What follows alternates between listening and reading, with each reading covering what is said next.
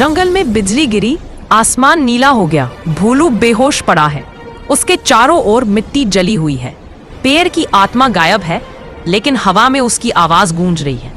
भोलू, अब सब कुछ तुम्हारे हाथ में है। भोलू धीरे धीरे उठता है। उसकी आंखें नीली चमक रही हैं और हथेली में Z13 का निशान खुदा हुआ है।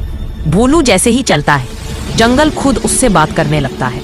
पेड़ हिलते हैं, हवा उसके इर्द गिर्द घूमती है, लेकिन उसी के साथ जमीन से काली दरारें फैलने लगती हैं, जैसे कोई बुरा जीव नीचे से बाहर आने की कोशिश कर रहा हो।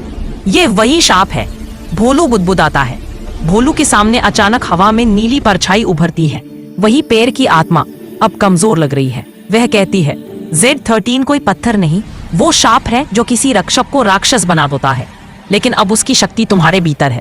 उसे संभालो, वरना सब नष्ट हो जाएगा। भोलू घबराता है, लेकिन मैं तो बस एक बच्चा हूँ। आत्मा मुस्कुराती है।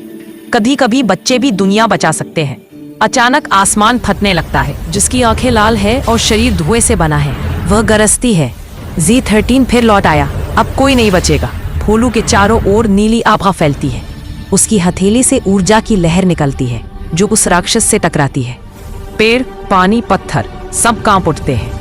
पहली बार भोलू को एहसास होता है कि उसके अंदर Z13 की शक्ति है। लड़ाई के बाद सब शांत हो जाता है। भोलू थका हुआ गिर पड़ता है। राक्षस गायब हो जाता है, लेकिन पेड़ की आत्मा की आवाज गूंजती है। Z13 सिर्फ शुरुआत थी, असली शत्रु अभी जागना बाकी है। भोलू की हथेली पर अब नया निशान उभरता है, Z14। वह डरकर पीछे हटता है। कैमरा जूम करता है और आसमान में किसी और प्राचीन मंदिर की आकृति दिखाई देती है।